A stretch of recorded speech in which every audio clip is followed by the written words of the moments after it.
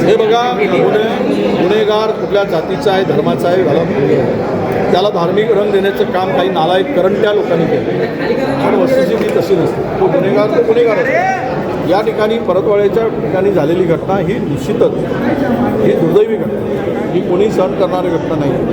परंतु जी मंडळी आज ही घटना घेऊन पुढे येत आहे, त्यावेळेस खरंचचं प्रकरण आलं होतं. किंवा आता परवा मोजरीचा तो एक जो प्रचारक आहे विश्व हिंदू परिषदेचा, त्यावर बोलायला तयार नाही. तिथे त्यांची तोंड शिवली जातात, तोंड बंद होता.